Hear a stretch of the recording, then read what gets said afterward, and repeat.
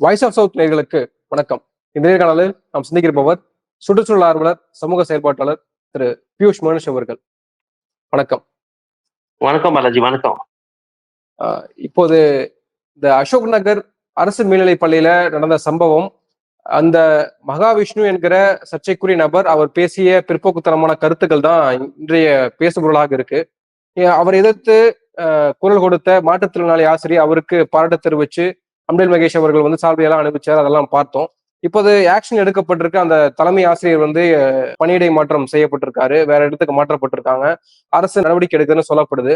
ஆனாலும் இப்போ ஜவாது மலையில இருந்து பெண் ஆசிரியை வந்து ஒரு சமூக வலைதளங்களை ஒரு பதிவு ஒண்ணு பண்ணியிருந்தாங்க. அதாவது பெண்களை குறிவைத்து ஏன் இந்த நகர்வு நடக்குது, பெண்கள் மேல்நிலை பள்ளி ஏன் குறி வைக்கிறாங்க அப்படின்னா, அது சனாதனத்துல வீக்கர் செக்ஷனா இருக்கக்கூடிய பெண்கள் தான் ஈஸியா வந்து நம்ம அட்டாக் பண்ண முடியும். அதனாலதான் அவங்க பெண்களை குறி வச்சு இந்த காய் நகரத்தில் நடத்துறாங்க அப்படிலாம் சொல்லப்படும். நம்ம அப்படி யோசிக்க வேண்டிய அவசியம் இருக்கு. ஆர்எஸ்எஸ்னுடைய சித்தாந்தம் தான் இப்படி பண்றாங்க அப்படின்னு நம்ம எடுத்துக்க முடியுமா? இல்லது இது எதர்ச்சியாக இப்படியான சாமியார்கள் தெருவு கூட்டு இருக்கதான் செய்யறாங்க, அவங்க இந்த இன்ஃபுளுயன்ஸ் ஆகுறாங்க நம்ம எடுத்துக்கணுமா? நீங்க எப்படி பார்க்குறீங்க இதை? இல்ல, இது ரொம்ப கவனம் ப்ராப்பரா இழுத்துருக்காங்க அந்த அம்மா. I feel it's a very valid point. ஏன்னா ஆரம்பத்துல இருந்து பெண்கள் மேல ஒரு டார்கெட் வச்சு இந்த மதத்து பேர்ல, சாமி பேர்ல ரொம்ப ஈஸியா கலியபிள் ஆக்கி அவங்கள ட்ராக் பண்றதுக்கு உண்டான ஒரு ரொம்ப ஈஸியான ஒரு வழி இது. இந்த spiritual what ever nonsense they are talking about. இவனுக்கு ஒரு பேசிக் சென்ஸ் கூட இல்லாத மனுஷன் இவன், இந்த மகாவிஷ்ணு. பேசிக் சென்ஸ் எப்படி இல்லைன்னா, இவன் மட்டும் இல்ல, நீங்க எத்தனையோ பேர் கேட்டுக்கோங்க. நீங்க இந்த பாவம் புண்ணியம் சொல்லுவாங்கல்ல, ரீபர்த், அந்த புன இந்த இந்த மறுபிறவி மறுபிறவியில வந்து இப்படி இருந்தா அப்படி இருந்தா, அதனால இந்த பிரிவுல இப்படி இருக்கேன்ட்டு இதோட ஒரே ஒரு நோக்கம் என்ன இருக்குன்னா, பாதுகாக்கிறது. பணக்காரங்களை பாதுகாக்கிறது, தப்பு செய்யறவனை பாதுகாக்கிறது. அவன் நல்லது பண்ணியிருக்கான், அந்த பிரிவில் நல்லா பண்ணா இன்னைக்கு நல்லா ஜாலியா இருக்கான். நீ அன்னைக்கு வந்து தப்பு பண்ணியிருக்க, அதனால நீ கஷ்டப்படுற. இங்க நீதிக்கு அநீதிக்கு இடமே இல்லை. ஒரு அநீதி நடக்குது, தட்டி கேட்கணும். நீங்க யார் வேணா கேளுங்க, இந்த நித்யானந்தா இருக்கட்டும், ஜக்கி இருக்கட்டும், ரவிசங்கரா இருக்கட்டும். இவன் ஒரு சில்லற, இவன் புதுசா வந்திருக்கான் பையன். அவங்க எல்லாம் எலைட்டு. எல்லாத்துக்கும் ஒரு மார்க்கெட் இருக்கு. ஜக்கிக்குன்னா ஒரு middle class, upper middle class market இருக்கு. ஸ்ரீ ரவிசங்கர்னா டாப்ல மார்க்கெட் இருக்கு. டாப் கிரீம் எடுப்பார் அவரு மனுஷன். மேல்மருவத்தூர் பாத்தீங்கன்னா ஏழை மக்கள், சாதாரண மக்கள், கிராமத்துல இருக்கவங்க, அவனுக்கு அந்த மார்க்கெட் பிரிச்சுக்கிட்டான். மத்த அமிர்தானந்தை Kerala market, Kerala Hindu market, full RSS support ஓட. அனைத்தும் ஒரு மார்க்கெட்டை பிரிச்சு வச்சுட்டு மதத்துல வச்சு. இப்போ தமிழ்நாட்டுல மட்டும் நீங்க பாத்தீங்கன்னா லட்சக்கணக்கான கோடி வந்து கோயிலுக்கு மட்டும் செலவு பண்ணிருக்கோம். லேக்ஸ் ஆஃப் க்ரோர்ஸ். நீங்க கூகுள் மேப்ல எடுத்து பாருங்க, சந்து புந்துக்கு ஒரு கோயில் இருக்கு.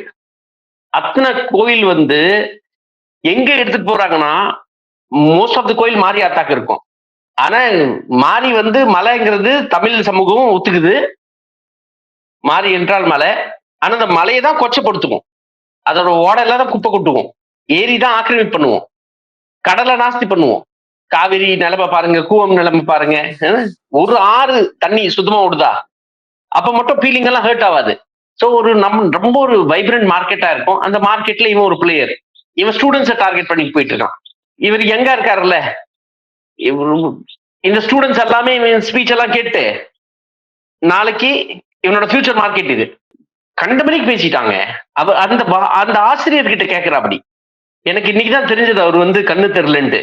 நேற்று அந்த வீடியோ பார்க்கும்போது கொஞ்சம் புரியல, ஏன் அவர் ரியாக்ட் பண்ண மாட்டேங்கிறான், அவன் எகிர்றான், இவர் ரியாக்ட் பண்ணாமட்டு இருக்காரு. இப்பதான் தெரியுது அவர் பிளைண்டா இருக்காருன்ட்டு, விஷுவல் இம்பாக்ட். பட் ஆனா ஆக்சுவலி அவருக்கு தான் ஞானமே இருக்கு. அவர்னாலதான் இந்த ஃப்ராடை கண்டுபிடிக்க முடிஞ்சது. அத்தனை பேர் கண்ணோட இருந்தாங்க, அவங்களுக்கு தெரியல. கரெக்டா கூப்பிட்டாரு, டே நீ ஃப்ராடு பையன், நீ இறங்கடாக்கலன்ட்டு. நான் சொல்றேன், அவர் சொன்னது ரொம்ப நம்ம எல்லாம் சமமா இருக்கும், எப்படி நீங்க இப்படி எல்லாம் பேசலான்னு தான் கேட்டிருக்காரு. ரொம்ப கிளியரா இருக்கு. அந்த டைம்ல அவன் பேசுறது வந்து அந்த வாழ்க்கையில இப்படி இருப்பீங்க, இந்த மறுபிரிவுல இப்படி இருந்திருப்பீங்க, இப்படி அதனாலதான் இப்படி இருக்கீங்கன்ட்டு. பட் இன்னும் நிறைய ப்ராப்ளமேட்டிக் ஸ்டேட்மெண்ட்ஸ் மனுஷன் விட்டுருக்கான். வாட்ஸ்அப் யூனிவர்சிட்டி மாதிரி ஏதோ மந்திரத்தை ஊதுனாங்களா அன்னைக்கு, இங்க இருந்து அங்க பறந்து போயிட்டாங்களாம். இது பிரிட்டிஷ்காரன் தான் வந்து கெடுத்துட்டானா. நான் அறிவு இருக்கணும் இல்லையா அவனுக்கும் கொஞ்சமாச்சு. அண்ட் இதெல்லாம் ஸ்கூல்ல பேசுறதுதான் ரொம்ப ரொம்ப ரொம்ப ரொம்ப கவலைக்கூடிய விஷயமா இருக்கு. இதுக்குதான் ஸ்கூல்ல ஒரு சாங்ஷன் கொடுக்குறாங்களே, எவ்வளவு உரிமையோட கேட்கறான். சிஓ தெரியுமா? சிஓட பெரிய ஆளா நீங்க? சிஓட பெரிய ஆளான்னு கேட்கறான் இவன். அப்போ சிஓ வந்து சாங்ஷன் பண்ணிருக்காரு, போங்க எல்லாம் வகுப்பீடு. இன்னொன்னு வீடியோ பார்த்தேங்க, அதுல ஆசிட் அட்டாக் பத்தி பேசுறான், ரொம்ப கேஷுவலா பேசுறான். நீ அழகா இருக்க, உன் மேல ஆசிட் ஊத்திட்டா பைத்தியக்காரனா இருப்பான் இவன், நீ ஒரு கிரிமினலா இருக்கான் போல இருக்கு. பொது மேடையில எவனும் ஆசிட் அட்டாக் பத்தி இவ்வளவு கேஷுவலா பேச முடியுமா? நீங்க பேசுறதுக்கே பேசுவீங்க. நீங்க ஏதோ கேள்வி என்கிட்ட கேட்டா பாலாஜி, உங்ககிட்ட வாயில வந்து ஆசிட் ஊத்திட்டா நீங்க அப்புறம் பேச முடியுமான்னு கேட்கலாமா? பைத்தியக்காரத்தனமா பேசிட்டு இருக்க அந்த ஆளு, பேசிக்ஸ் அறிவு இல்லாம. அன்பார்ச்சுனேட்டா இன்சிடென்ட் தான். இல்ல இதை வந்து நம்ம ஆர்எஸ்எஸோட ஒப்பிட்டு சனாதனத்தோட ஒப்பிட்டு இது லாங் ப்ராசஸ் மாதிரி நம்ம அப்படி பார்க்க வேண்டிய அவசியம் இருக்கு. அவர் தன்னை முன்னிலைப்படுத்தி அதன் மூலியமா ஒரு காசு சம்பாதிப்பதற்கு ஒரு ஒரு வழியை தேடிக்கிறார் அப்படின்னு நம்ம எடுத்துக்காம இது லாங் ப்ராசஸ், இதனுடைய பிஜேபி அஜெண்டா இல்ல சனாதன அஜெண்டா ஆர்எஸ்எஸ் அஜெண்டான்னு நம்ம எடுத்துக்கிறதா? நீங்க இந்த ஆள் வந்து ஆர்எஸ்எஸ் புனிதப்படுத்துறான் இல்ல ஆர்எஸ்எஸ் இவனை புனிதப்படுத்துறான் அப்படியெல்லாம் இல்ல. எல்லாம் அனைத்தும் ஒரு ஒரு லெவல்ல கிரிமினல் தான். மதத்தை யூஸ் பண்ணி யாரு மதத்தோட மதத்தை வச்சு வன்மத்தை சீடு ஷோ பண்றாங்களோ அடுத்தவங்க இதயத்துல, அவங்க கேட்டகரியில ஆர்எஸ்எஸ் இருக்கு, இந்த சனாதனம் பேசுறவங்களும் இருக்காங்க, இந்த மனுஷனும் இருக்கான். சனாதனம் கேஸ்ட் பேசிஸ்ல பேசும், ரிலிஜன் பேசிஸ்ல பேசும். ஆர்எஸ்எஸ் ரிலிஜன் பேசிஸ்ல பேசும், ரொம்ப ஸ்பெசிபிக்கா.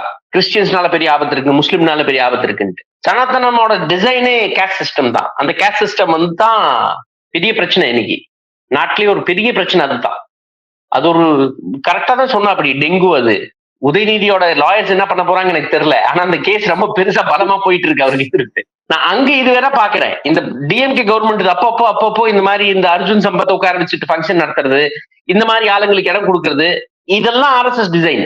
அதுல மாட்டிட்டு முழிக்கிறாங்க, ஏதோ உதயநிதியை காப்பாத்திடலான்னு பாக்குறாங்க போல. அப்படிலாம் முடியாது. ஒரு ஸ்ட்ராங் லீகல் ஆர்குமெண்ட் தான் உதயநிதியை காப்பாற்ற முடியும். சனாதனம்ங்கிறது வந்து தமிழ்நாட்டுல பாக்குற பார்வை என்ன, மக்களோட ஆர்த்தோடாக்ஸ் பிரம்மானிக்கல் சிஸ்டமே சனாதனம். இந்து மதத்தை வேற மாதிரி பாக்குறாங்க, இது வேற மாதிரி பாக்குறாங்க. அப்ப அந்த சனாதனத்தோட அங்கம் தான் கேஸ்ட் சிஸ்டம். பிரம்மானிக்கல் பார்ப்பனிய வழிபாடுனா என்ன, பார்ப்பனியம்னா என்ன, அதுதான், வேற ஒண்ணுமே இல்ல.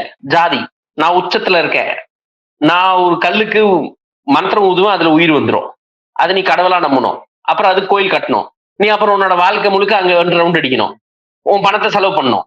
இது ரொம்ப ஸ்ட்ராங்கா இருக்கக்கூடிய ஒரு நிலையில் இருக்கும் நம்ம. பட் இந்த சனாதனம் இப்படி பண்ணுது, இவன் விஷ்ணு ஒரு மாதிரி பண்றான், ஆர்எஸ்எஸ் ஒரு மாதிரி பண்றான், அல்ல எல்லாம் ஒரு விதத்துல அவங்களோட கிரிமினல் ஆக்டிவிட்டியை ஃபாலோ பண்ணிட்டு இருக்காங்க.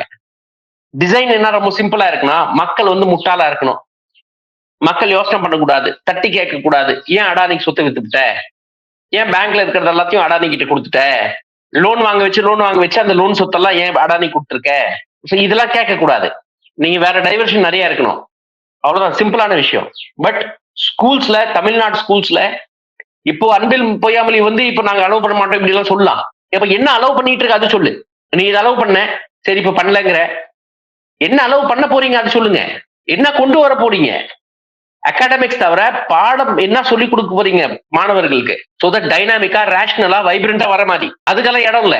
இதே சண்டை போட்டு இருப்போம், இந்த ஆளியா விட்ட, அந்த ஆளியா விட்ட, அந்த ஆளியா விட்ட, இதை பண்ணிட்டு இருக்க முடியும். பல வீடியோக்கள் பார்க்க முடிஞ்சு, அந்த குறிப்பிட்ட மகாவிஷ்ணு போட்டக்கூடிய வீடியோக்களே வந்து அந்த அந்த பள்ளி மாணவர்கள், பள்ளி மாணவிகளே வந்து இன்ஸ்பயர் ஆகி, நீங்க சொன்னதெல்லாம் புரிஞ்சுக்கிட்டேன், கடவுள் வந்து எனக்குள்ளேயே இருக்காரு, இப்படி எல்லாம் அவங்களே வந்து இன்ஸ்பயர் ஆகாததை பார்க்க முடியுது. அவங்க பல சிச்சுவேஷன்ஸ்ல இருந்து அழுத்தப்பட்டு அரசு பள்ளிக்குள்ள வராங்க.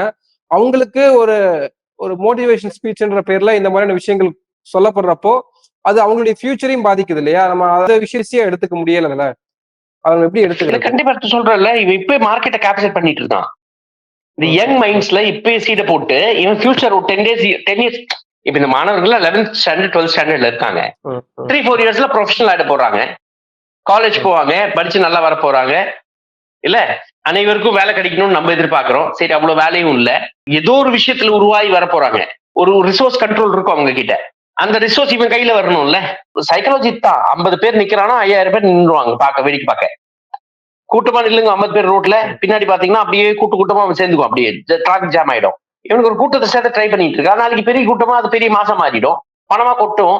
இப்பயும் ஆல்ரெடி அவன் வெப்சைட்டுக்கு போனீங்கன்னா பல்க் டோனர்ஸ்க்கு தனியான போன் நம்பர் கொடுத்துருக்கான், டொனேஷன் இந்தியாவில் டொனேஷனுக்கு ஒரு நம்பர் கொடுத்துருக்கான், டொனேஷன் அப்ராடுக்கு ஒரு இது இருக்கு, தனியா இருக்கு. இவருக்கு இருக்கு பையன் என்ன பண்றது, நம்ம தலைவலி இது வச்செல்லாம் பேச வேண்டியதா இருக்கு இன்னைக்கு. இல்ல அவருடைய வாழை ஒட்ட நறுக்கணும், இனிமேல் வந்து இந்த மாதிரி நபர்களை விடக்கூடாது அப்படின்னு ஒரு அது ஒரு எக்ஸ்ட்ரீமிசமா போய் நிக்காதா அது அப்படி போறதும்? யார் சொல்றா? இல்ல இப்ப அந்த மகாலட்சுமி அவங்களே சமூக வலைதளங்கள சொல்றாங்க, அந்த ஆசிரியரே சொல்றாங்க இந்த மாதிரி ஆட்களை வந்து நம்ம விடக்கூடாது, தகுந்த பாடம் புகட்ட வேண்டிய அவசியமா இருக்கு, வாழை ஒட்ட நறுக்கணும் எல்லாம் சொல்றாங்க. அப்போ அது நம்ம பண்ண அந்த கருத்துல இல்ல, அந்த கருத்துல எனக்கு உடன்பாடு இல்ல. வாழை நடக்கணும், கழுத்து நடக்கணும், அதெல்லாம் நம்ம எல்லாம் பேச முடியாது. நம்ம வன்முறை வந்து கையில் எடுக்க முடியாது. But we will have to keep a watch over him. Complete block on him is very desirable from government school children. நீங்க பிரைவேட் ஸ்கூல்ஸ்ல எல்லாம் கூப்பிடுறாங்கன்னா நீங்க நிறுத்த முடியாது. But CEO should take action. அந்த மனுஷன் ஒரு வார்த்தை கேட்டார்ல, கான்ஸ்டிடியூஷன்ல இருக்கா, கான்ஸ்டிடியூஷன் தெளிவா இருக்கு, சயின்டிபிக் டெம்பரமெண்ட் தான் சொல்லி கொடுக்கணும் தெளிவா இருக்கு, ரிலிஜன் எஜுகேஷன்ல கொண்டு வர முடியாது. பட் அன்பார்ச்சுனேட்லி அது அப்படிதான் நடந்துட்டு இருக்கு. நல்ல ஸ்கூல்ஸ்லயும் புரிதல் இல்லாம இருக்காங்க. கரஸ்பாண்டன்ஸா இருக்கட்டும், டீச்சர்ஸா இருக்கட்டும், அவங்களோட ரிலிஜன் வந்து திணிக்கிற வேலை வந்து ரொம்ப தெளிவா இருக்கு ஒருத்தரும். நான் இதுல யாரையும் இது பண்ணல, எவ்ரி ரிலிஜியஸ் ஆர்கனைசேஷன் சொல்றேன். அது ஜெயினா இருக்கலாம், மைனாரிட்டி இன்ஸ்டிடியூஷனா இருக்கலாம், முஸ்லிம்ஸா இருக்கலாம், கிறிஸ்டியன்ஸா இருக்கலாம், இல்ல ஹிந்துஸா இருக்கலாம், அனைவருக்கும் வந்து ஒரு ஆடியன்ஸ் கிடைச்சிருச்சுன்னா தன்னோட ரிலிஜன் திணிக்கணும்னு ரெகுலரா போயிடுச்சு feature. Completely avoided. Schools are not for that. ஒரு சிம்பிள் புரிதல் என்ன இருக்குன்னா, religion does not empower you as a person. Muslims அவ்வளவு பேர் இருக்காங்க உலக நாட்டுல, பாலஸ்தீன் ஒண்ணுமே பண்ண முடியல. அப்போ மதம் என்ன பண்ணுது உனக்கு நினைச்சு பாரு. மதத்தினால நீ எம்பவர் ஆயிருக்கியா, டிஸ்எம்பவர் ஆயிருக்கியா? ஸ்கூல்லயே அந்த டிஸ்எம்பவர்மெண்ட் ஆரம்பிக்க கூடாதுனால தான் ஸ்கூல்ஸ்ல மதம் வரக்கூடாதுன்னு சொல்லிட்டு இருக்கோம். நன்றி, பல விஷயங்களை தெளிவுபடுத்திருக்கீங்க. உங்க நேரத்துக்கு மிக்க நன்றி. மிக்க நன்றி.